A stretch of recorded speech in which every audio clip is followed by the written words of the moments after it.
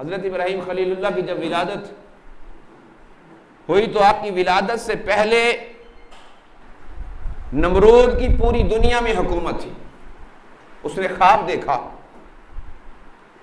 اس نے خواب دیکھا، خواب میں ایک ستارہ چمکتا اسے نظر آتا ہے اور پھر اس ستارے کی اتنی روشنی ہوتی ہے کہ اس کی روشنی میں چاند اور سورج کی روشنی مدھم بڑھ جاتی ہے. اپنے دربار میں بڑا پریشان بیٹھا ہے.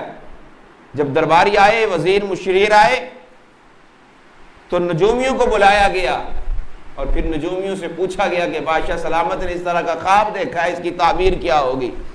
تو نجومیوں نے کہا اس کی تعبیر یہ ہے کہ ان قریب تیری سلطنت میں ایک ایسا بچہ پیدا ہوگا جو تیری اس سلطنت کو تہس نہس کر دے گا اور تجھے ہلاکت میں ڈال دے گا.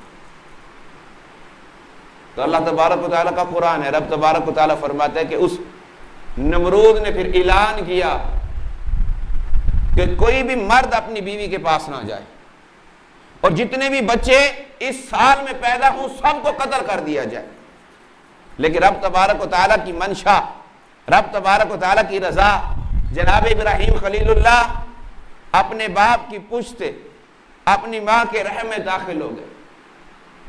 اور پھر جب وقت ولادت آیا تو حضرت ابراہیم خلیل اللہ کی والدہ ایک جنگل میں گئی اور وہاں ایک غار میں حضرت ابراہیم خلیل اللہ کو، حضرت ابراہیم خلیل اللہ کی ولادت ہوئی اور اپنے بیٹے کو دیکھا تو دل میں یہ خیال آیا کہ اگر نمرود کے سپاہیوں نے اسے دیکھ لیا تو میرے سامنے اسے قتل کر دیں گے.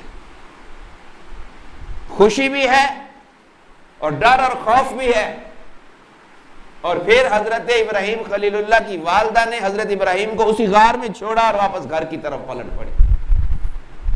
کتب سیرہ میں لکھا ہوا ہے کہ کچھ دنوں کے بعد جب واپس پلٹی تو کیا دیکھتی ہے؟ حضرت ابراہیم خلیل اللہ زندہ حالت میں ہیں اور اپنے انگوٹھے کو چوس رہے ہیں.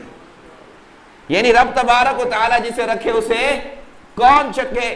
رب تبارک و تعالیٰ جسے زندگی دے اسے کوئی مار نہیں سکتا.